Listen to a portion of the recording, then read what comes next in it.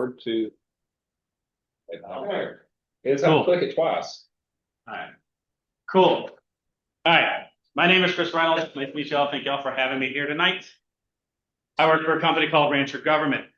As far as this will be in terms of a vendor talk, I'm not here to give you a vendor talk. I'm here to talk about the upstream free projects that you can go ahead and get and download today and use and play with and tinker at within your home lab. I'll go away. Whatever. You're gonna see this will work with far. Let's do that. Move that there. Cool. All right. So a little bit about myself. I've been doing Kubernetes for about 22 plus years. Okay, eventually somebody will pick it up there.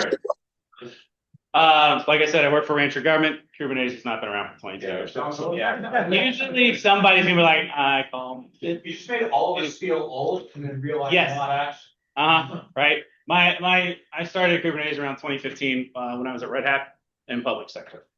I'm also a former DoD and intelligence community contractor. Spent several years in vaults and skiffs. I was at Kubecost for a hot minute, which is a chargeback, showback, shameback for Kubernetes. It's now part of IBM Apptio. And then for what was my first love and my love for HPC was at Penn State building their clusters for the research division. So like I said, everything tonight is going to be upstream. All the licenses are covered. All the diagrams and anything that I'll show you tonight are from the documentation itself, and there are citations. I'm covering, I think it's 8 or 9 total projects that are available and out there for you to get a hold of. So we're not going to go super deep, but please ask questions in the middle of. Feel free to interrupt. Any of that fun stuff.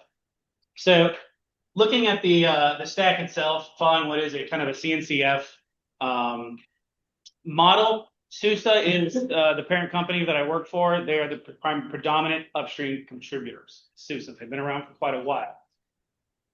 Each layer, like I said, has a purpose, but it is not mandatory required. It can be swapped in and out for your architect of choice or your product or project of choice.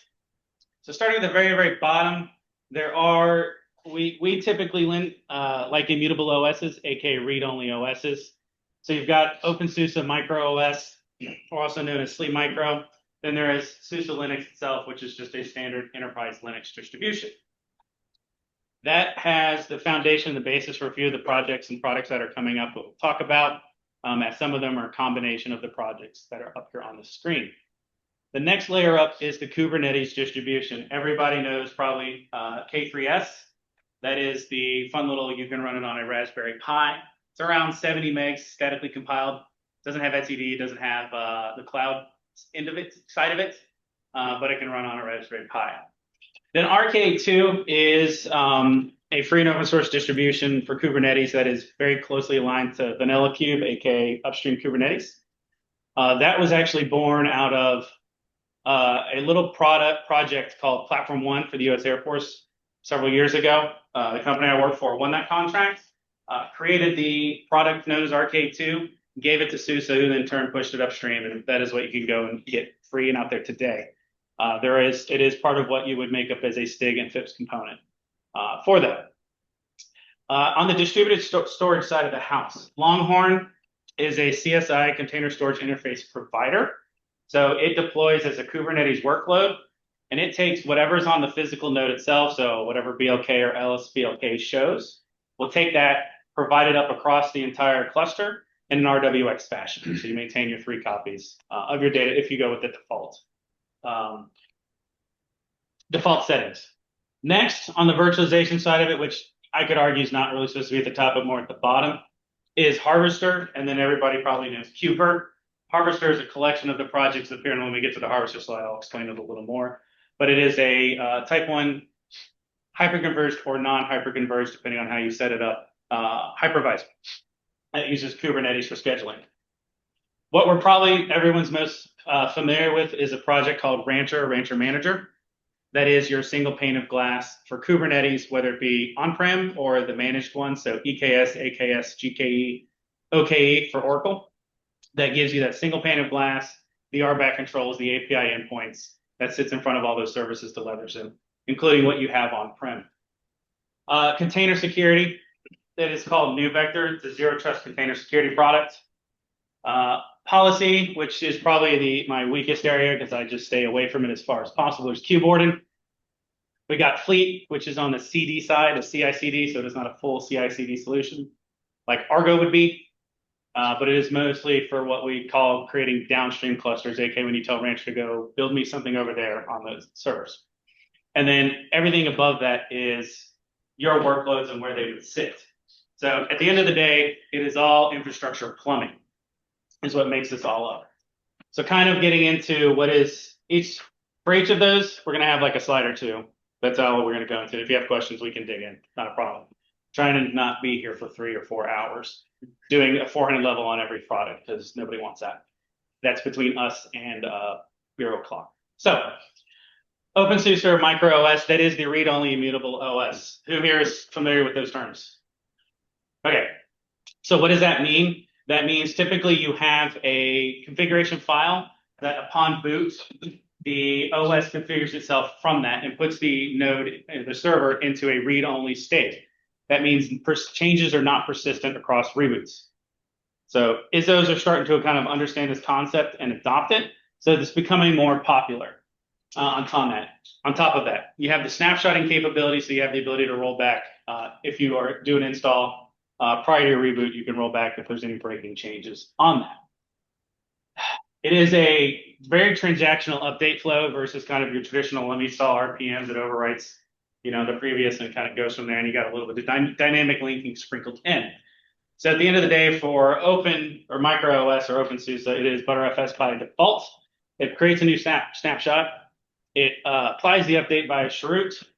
The snapshot becomes read only. You would reboot to set it as the default, so it would rebuild from that config file, and then you would hopefully be healthy. If not, if it fails, you would roll back to that snapshot that you created prior to that. You also have the ability to do automated rollbacks as systemd can flip back to that. This gives you a very repeatable pattern for deployment. It also gives you the ability to treat the operating system more as a term that we kind of adopted, being Rancher as a company and as the product, cattle versus pets. So instead of having your Snowflake OS that you're telling you love it and it's very tending and caring, you just delete it and move on and rebuild it from that template or repeatable image. So kind of when and why would you reach for this, transactional OS? We tend to see a lot of it specifically built for Kubernetes control planes, aka what holds the etcd database that's in charge of scheduling and controlling everything. You see a lot of them at the edge computing type of instances and use cases. We've got the air gap side of the house for the fully disconnected folks. Anything you would reflash more than you would patch. So instead of following like the VMware golden template of I've got my August and then I'm patching it for the next 6 months, this is a different way to go about it. Anywhere where kind of drift would kill you. Where you really wouldn't want to use it, but you can, is kind of like a workstation with GUI type of thing.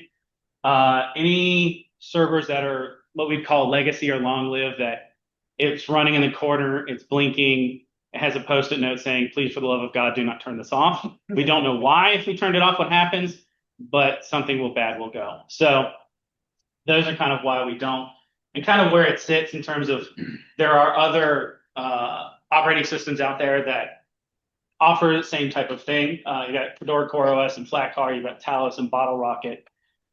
All are GPL or Apache. You've got an Apache MIT thrown in there. Different update models. Transaction updates is what the SUSE-based projects use out there and the products that are sold. The container runtime is containerd for most all of them and sprinkled in a little Podman on top of that. Cool. Getting into K3S. This is kind of how everybody gets started in Kubernetes. Who here does not know what Kubernetes is? Raise your hand. There's one. All right, cool. I'm asking because I'll explain it. So at the end of the day, you take a container. The container is the bare minimum of what you need for your application, your libraries, and the application itself to support it. Versus the old model where you build an entire virtual machine and you'd have everything that comes with the OS to deploy an application. This is not the kitchen sink. It's the very small part of what you need. So you take that container and go, I want to run it across multiple nodes for like high availability or something like that. At the end of the day, it's a scheduler. You're going to say, I want to run this container with this much memory and this much CPU. I'm going to go run it. Kubernetes go, cool. You go on that node over there. That is the basic explanation. It's very similar to HPC of I have a workload, I want to run it, it's going to schedule it, it's going to stick it somewhere. Is it auto scale as well? K3S, Yes. it can be set up that way, yes. You don't have etcd though, at the end of the day. So you have MySQL or some type of database in the back end that handles it. So typically what we see in most deployments for this is very static, very small. You're not running it on like a 4U box or even a 1U pizza box. It's very like edge deployments, like I think Chick-fil-A runs K3S if I remember correctly, or RK2. It's in here in a slide in a minute, I'm pretty sure. So, like I said, it's a CNCF sandbox project of 2020. Linux Foundation now hosts it and owns it. Same APIs as the Kubernetes upstream, so all your favorite little tools to interact with it are there. So like I mentioned, 75 megabytes or so binary compiled for the installer. Only takes about 512 megs or so to run it, and it can run on ARM. So it gives you that portability and that flexibility. Your HA and scaling, yes. So in this case, for the user and how an application workflow view, we throw the load balancer in front of it. You'd have your 3 control nodes that are running it, and your K, cadence, AK, the worker nodes behind it, scheduling the workload, and then going out the back of the balancer. And that's kind of a common deployment that we see. Like I said, most of the time it's 3D printed chassis with Raspberry Pis, but with the cost of Raspberry Pis nowadays, it's no longer entry level. To get into it, so like I mentioned, you see a lot of it with Edge and IoT. So like I mentioned, Chick-fil-A, so 3 nodes per restaurant store, thousands of stores nationwide is how they manage it. Which is probably one of the reasons they're so efficient. You can get through the drive-thru in 5 minutes despite being 20 cars deep. Roblox, Apple, and GitLab are all for their internal CI fleets use it. The Department of Defense also runs it along with the upstream of RK2, which I will get into how that runs and how it came to be a little more if I need to. And Cisco IoT, a lot of their stuff uses it on top of that.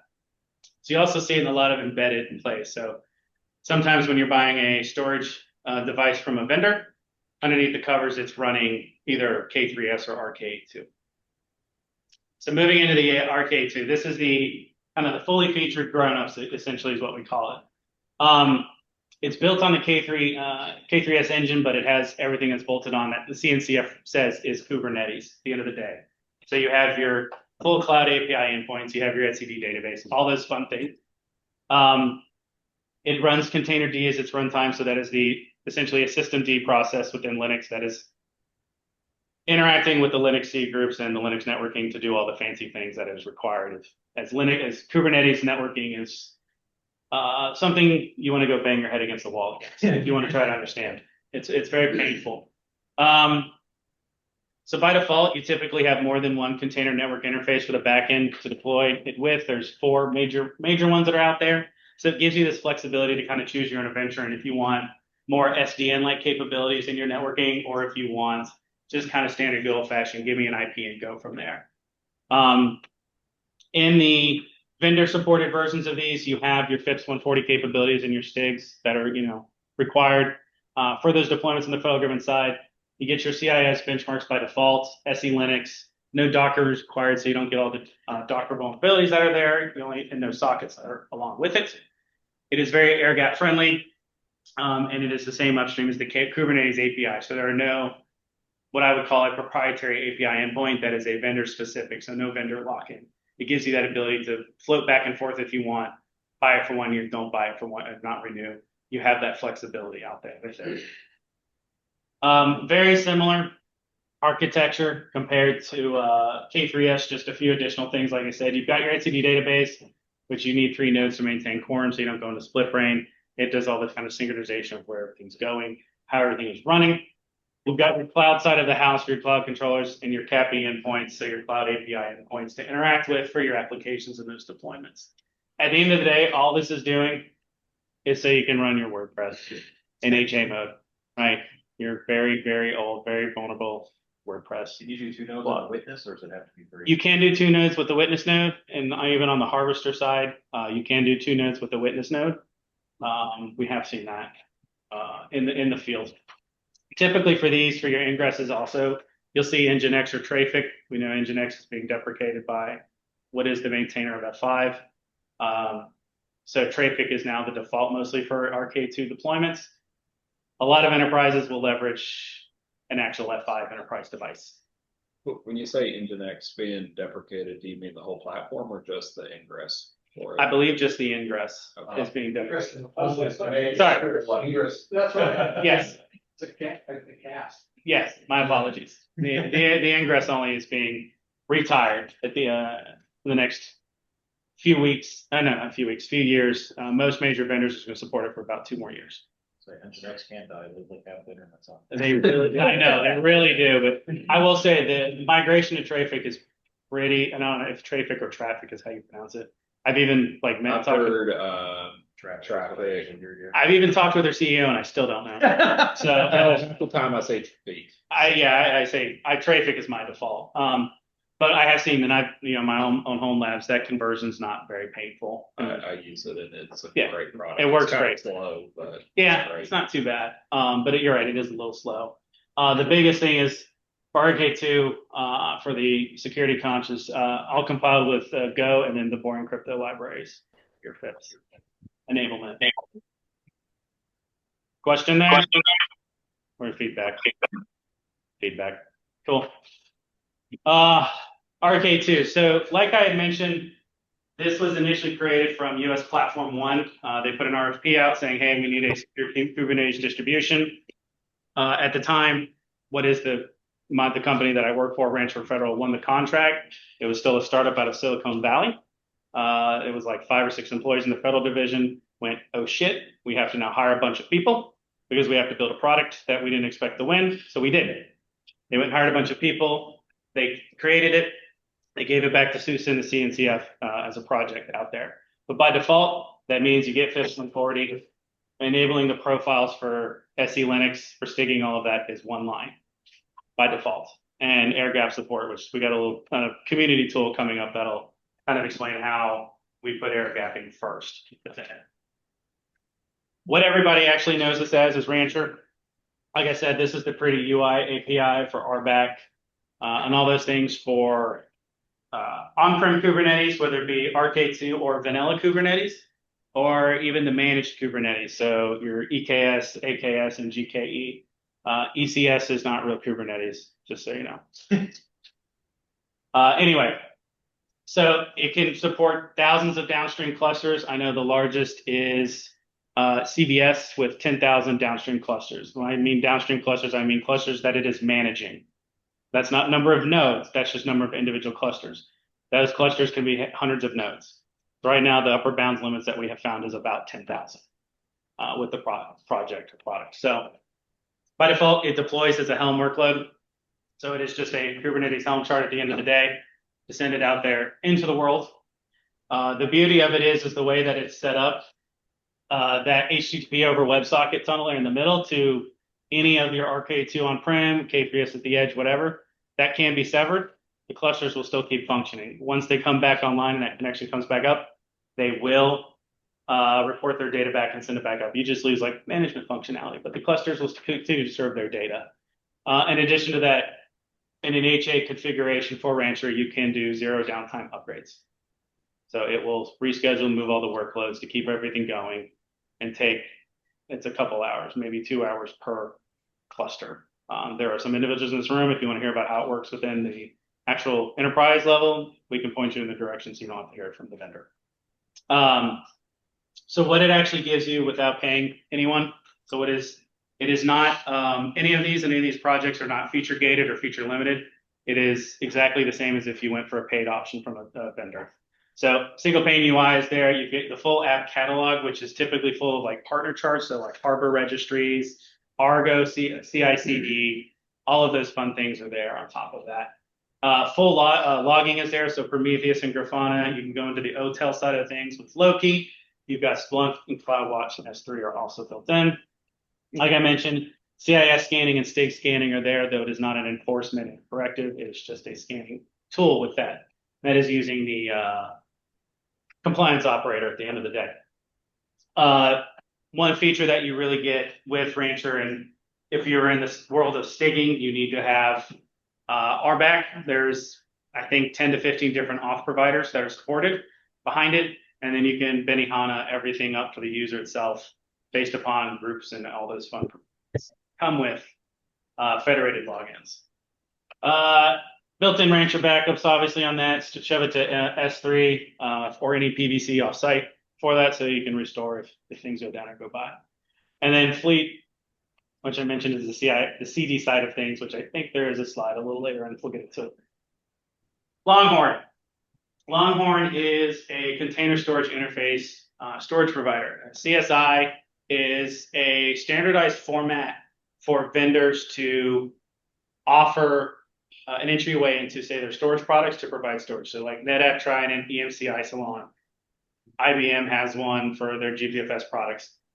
But it's a standardized format in which to speak to a storage protocol to say, hey, my MongoDB, my Mongo database needs a 1 gig PVC claim for storage. So the way that it works for us is this is a CNCF project, originally generated by Rancher Labs back in 2019. It is strictly for Kubernetes, so it deploys in Kubernetes itself. And then it takes, like I mentioned, everything that is either LSBLK or BLK ID, so they gave the disks on the node itself, offers them up, aggregates all the storage across the entire cluster, and provides RWX capabilities for everybody to use. By default, you get 3x replicas across multiple nodes. You can tune it down to 1 if you want, or tune it up, whatever your requirements are needed. It's a very interesting architecture at the end of the day. The daemon set deploys across, and you have your volume replicas across each one. You can go ahead and lose a whole node, or delete the volume claim, and then it'll go ahead and rebuild itself on any other available nodes while it's in a degraded state. But from the user point of view, it will keep chugging along like nothing is wrong. So this guy, Harvester. Harvester is I have an architectural slide. I kind of do and I kind of don't. All right, I will talk about what it is. So it is. Previous slide, the file system replication. I didn't see on there. Is that ButterFS under the hood as well? EXT. Just, EXT4. Just the OS was Butter. Just the OFS was, and that's the immutable OS side of it. If you go with the standard enterprise Linux, then you can pick different ones. These, I believe, get formatted as EXT4. If I remember correctly by default. Was that? When you're running with ButterFS immutable, are you using ButterFS graph driver, or are you still using Micro? I have no idea. I'm smart, but not that smart. Great question. I don't know. That's something I have to dig into and look at. Cool. All right. Harvester. So Harvester is an appliance, is the best way to describe it. You can download it from GitHub as an ISO. And what it is, it's actually a collection of these projects that make up your virtualization layer. So starting at the bottom, it is Sleep Micro or Micro OS, so that immutable operating system I mentioned about earlier. The next layer up is Arcade 2. So your VMs are going to get scheduled by Arcade 2 onto whatever node that you're running anywhere. It uses the KVM hypervisor built into the OS. So from the VM's point of view, and this includes the Windows on top of it, it just appears as a QEMU type of virtualization. So if anybody remembers running Virt Manager on a Linux box, it's Q35. Still do. That's what it is. That's what the VM thinks it is. You're installing QEMU guest agent at the end of it. That's all it is. Moving up one, Longhorn provides the storage interface off the node itself. That's the hyperconverged portion of the product, but you don't have to use it. You can use direct attached storage. You can use any CSI-based storage, so NetApp, Trident, EMC, Isilon, Dell, Power, whatever they call their storage these days, Power Store, Power Max, Power Flex. They've got like 5 different names, which those are all running Arcade 2 embedded inside of those devices. Next up on that abstraction layer is Kubevirt.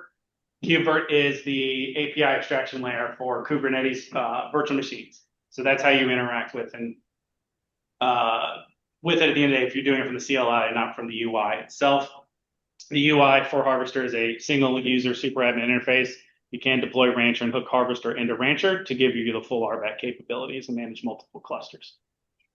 The last bit of it is the networking side of it. Today, the default is Multis. OpenSDN is in tech preview, and I believe in the next recent release, it'll be default. Multis is kind of very standard Linux networking. OpenSDN is going to give you SDN-like capabilities on top of that.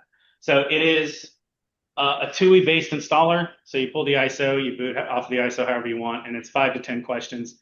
What's my name? What's my time? What's my source for networking?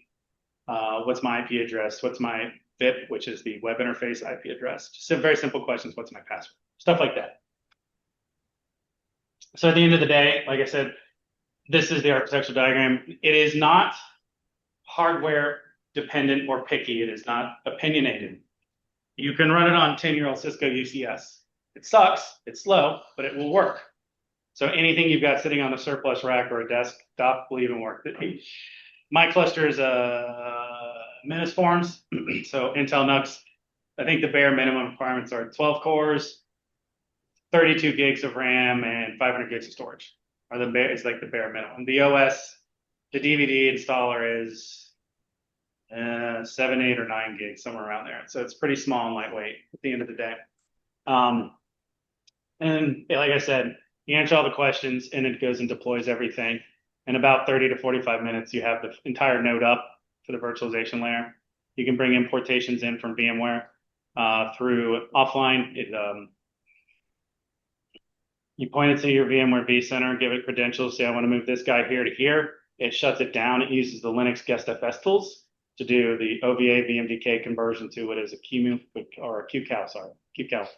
quick copy on write document. And then it'll bring it up.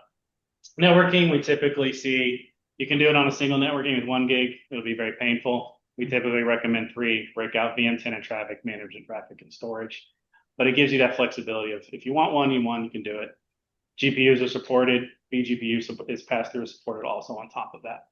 You can also, because it is running RKA2, you can just schedule containers next to VMs and treat it as a bare metal RKA2 node on top of that. So it gives you that flexibility of within the same namespace on the same node, having a VM and your containers running on one.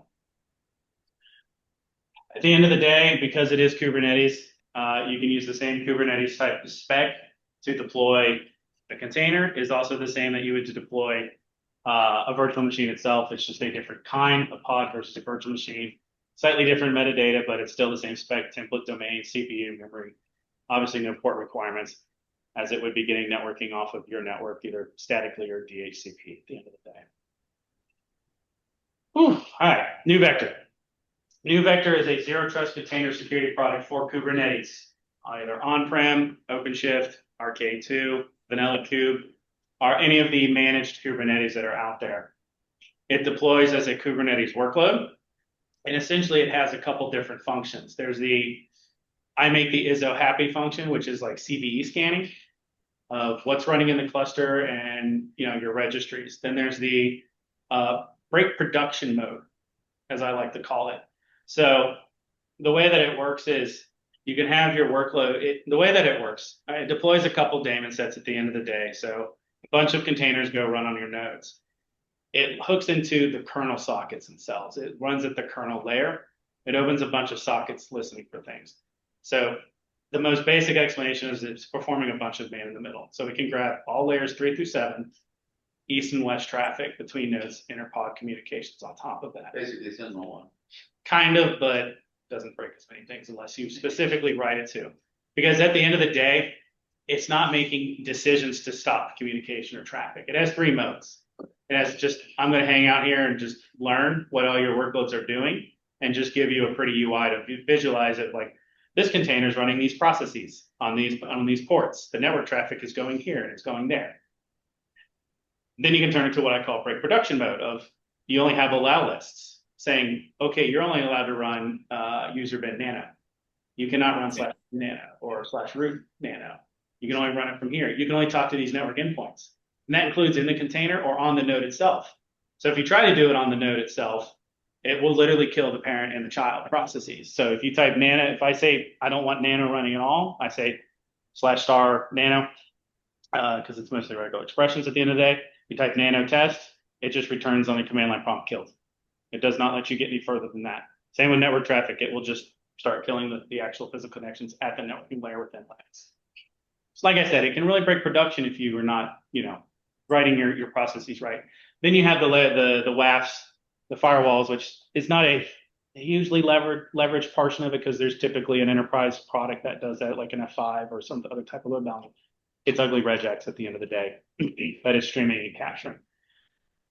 But at the end, it also uses, it is YAML based. You can click off your way through it, set all your rules up. You can also have the infrastructure as code approach. So the application owner says, okay, you write your CRD, aka some YAML, saying here's where this container goes, here's who it's talking to, here are the ports that are open, here's the network endpoints. And then they should be delivering that with the application itself. And that way you can test and validate it through dev QA and prod instead of just winging it. It does, like I said, in the learn and discover mode, it gathers all that information for you to then start making decisions based upon it. I've covered most of this, so L7 pack inspection. It's got your GLP and WAF sensors, file and process handling and profiling, and then compliance and CVE. So your daily scans is your STIGs enforced, stuff like that. It's, once again, scanning, it's not enforcing that. It's just reporting that at the end of the day on that regard. All right, Kubewarden. Policy is WebAssembly. I know very little about this, to be honest. I stay out of it. I think considered an application thing, and I'm an infrastructure guy. So once again, it is the CNCF sandbox project. It's got the dynamic emission controller by OPA and gatekeeper.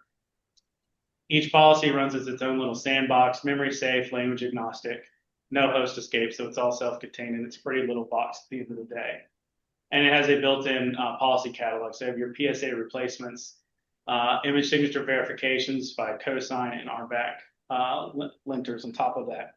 In addition, in NeuVector, you can also say, don't deploy anything with any high critical CVEs, that type of environment. Don't deploy if it doesn't have this SIG store verification from it. So you can really keep the nasty things out, or just images that are not authorized for it. The architecture for Kubewarden, you apply it, the API server does the validating and mutating of those webhooks. The policy server actually creates the endpoints in the WASM sandbox. It starts building the allow and denies for it. Like I said, this is not my bad, so I don't actually know much on it. Fleet. This guy's cool. It is only CD at the end of the day. It's not like Argo CI/CD. It's not like the GitLab side of it. It is CD. You can use it for application deployments, but at the end of the day, what it is most typically used for is in the concept of like cattle versus pets for Kubernetes. Pets are your snowflakes. They're the one-offs. You're hand jamming everything in there and building it for each node. And you don't want to do that, especially at scale itself, right? Unless you're paid hourly, then it's great. Fleet, what it does is it defines your downstream clusters, aka any clusters that you go to deploy in a YAML file, and saying, hey, in this case, it's going to be, I could say it's going to be an EC2 instance from this AMI in this region. I'm going to pass these kernel parameters in case if I'm sticking the box, I need to make a few changes at the TCP IP layer for that. And then I'm going to have a fleet definition that says it's going to deploy this version of Kubernetes, vanilla cube, RK2, whatever it may be. And then after that, I'm going to want to enable the service for it, the systemd process. And then I want to install a bunch of stuff within this cluster, workloads and stuff like that. So it gives you the ability to scale, and you can tag it and label it saying this only applies to dev, this applies globally to everything. You make one change, you push it into Git. Fleet manager will say, every few minutes it runs, I see a change in Git. I'm going to pull it out, and then I'm going to roll it out to all of my clusters, wherever they may be. And even if that change is made on the cluster itself and it detects that drift, it then goes and whacks it back into what is the source of truth from that. So that is kind of the typical, we see it as a downstream deployment. We don't see it as in, let me go build my application, run the application pipeline, run the test, and deploy it. It's like, I know I need Grafana on this box from the default Grafana deployments or my internal applications that are built elsewhere. I just need to make sure it exists there. Holler. This thing is pretty cool. So this is something that was created by my employer, Rancher Government, that was given back to the community as a community project. So like I said, we are born from the federal government and born from the federal government, and we understand that air gapping and disconnected and getting everything up over the fence sucks. How many of you have missed an RPM, missed a thing and went, shit, I need to go get it, right? So what Holler is it's a community tool that takes anything from a single Go binary and goes and fetches it and creates a tarball for you to throw over the fence. You can then take the tarball, and either use the built-in simple registry on 5000 or push it into your Harbor Way GitLab registry.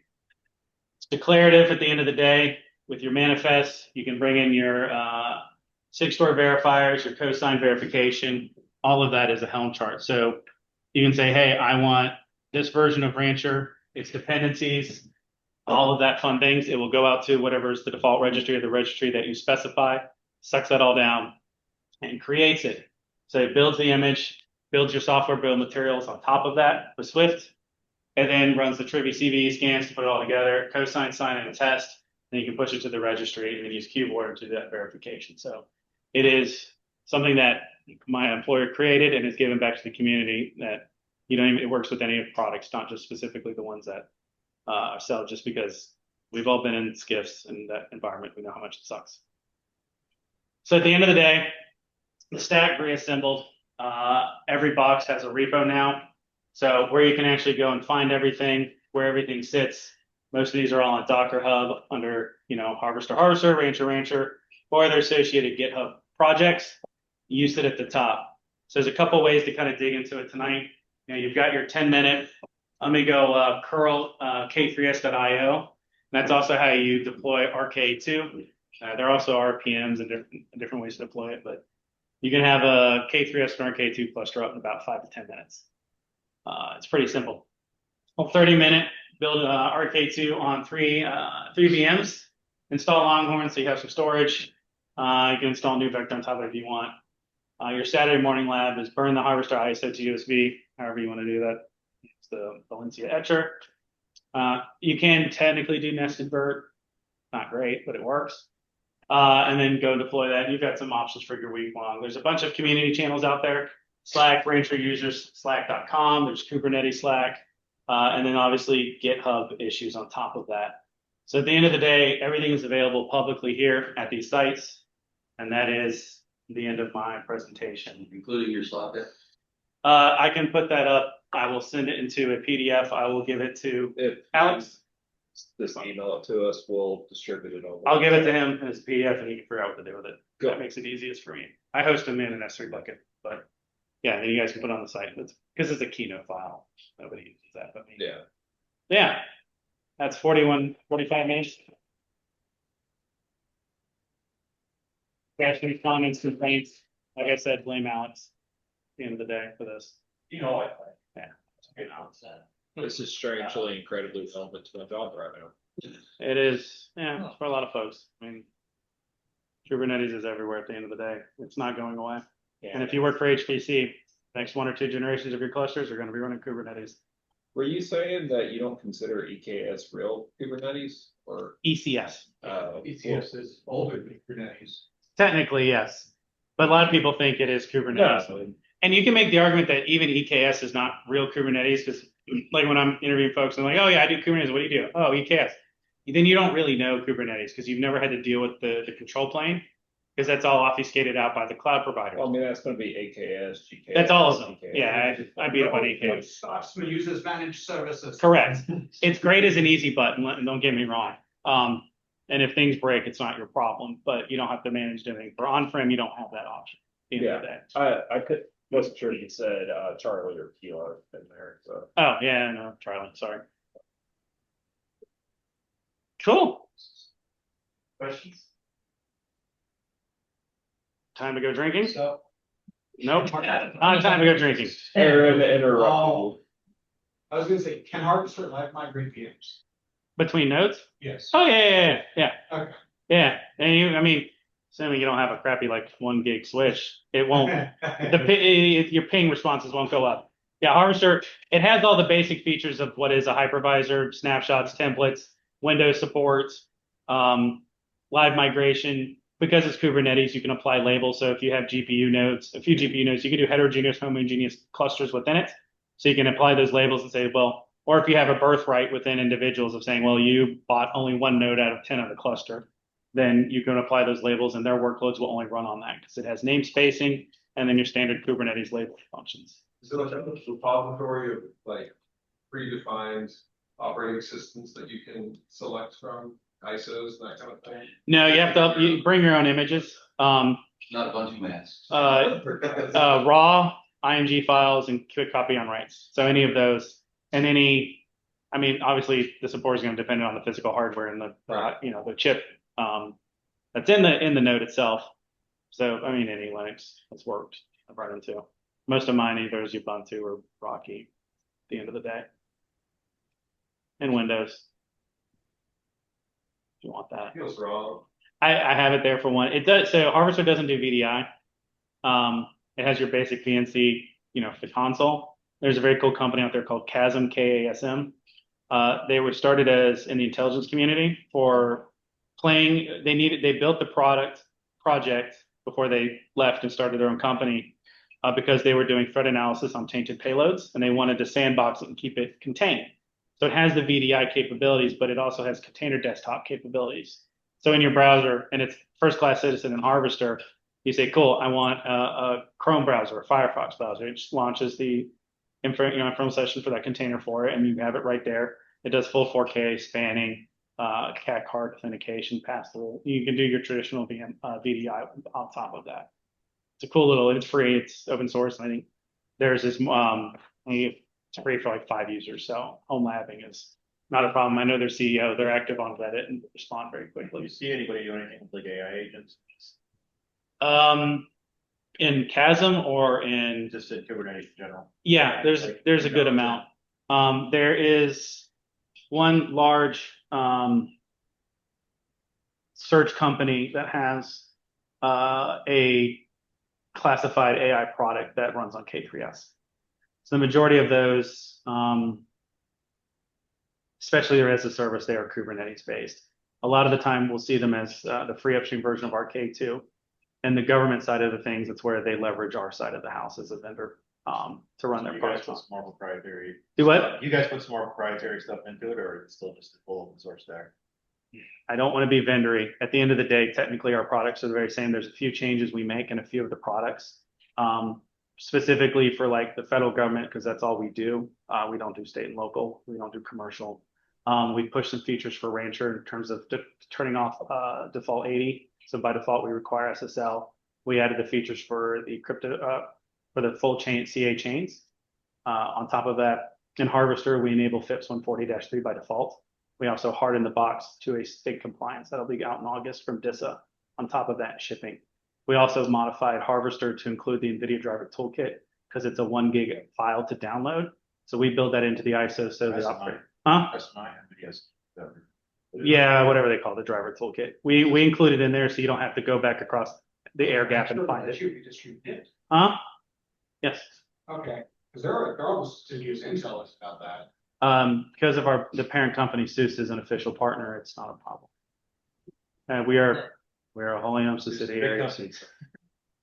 So we have that ability to do that. On the RK2 Kubernetes layer, there's no real difference in minus FIPS 140-3 support. And takes about 20 compliance stuff is all you're really adding.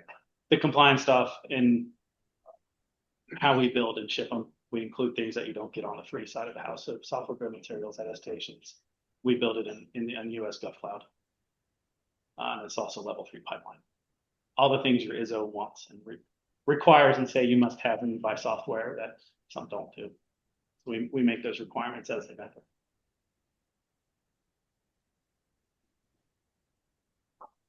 Bureau clock. So if I can just kind of add, starting out in K3s is great. You're just messing around. If you're going to start running things in your own lab, like Jellyfin or something like that, from your Kubernetes cluster, I highly recommend moving into RK2 from K3s. So you've got high availability, you've got role playing, and I can tell you from running RK2 at work through RGS and running it at home, there's virtually no difference in functionality. So I've been running an RK2 cluster in my own lab for a year and a half now, and rock solid. The only time it's ever gone down is when our power went out. Recovery. And you do, and so it's another thing he mentioned that made me think for Harvester. One of the things that we pushed back into the open source was within Longhorn to support dirty power and hard power offs. So you can go yank power to the back of the servers. And then when they boot back up, you won't have any data loss because the way we maintain the copies of data, it does take 15 minutes or so for the immutable OS to rebuild itself for the hypervisor to come back up. But you can run on dirty power. BGP where it's like all routing services internal or? Internally for Harvester today, it's Multis. So it's essentially manipulation of Linux routes. You have 3 layers of networking behind it, and it's a bunch of VXLAN tunnels inside of it. So it's kind of ugly and gross, but it works. Essentially the container, the VM is running in a container. It gets the internal Kubernetes IP address, which then the next layer of Multis has a VXLAN tunnel to it, and then takes it, translates it, and eventually translates it out to your network. Yeah, at that point. So in the next release, that is going to be with OpenSDN, it'll be a lot cleaner, and you'll have the SDN capabilities. BGP would be really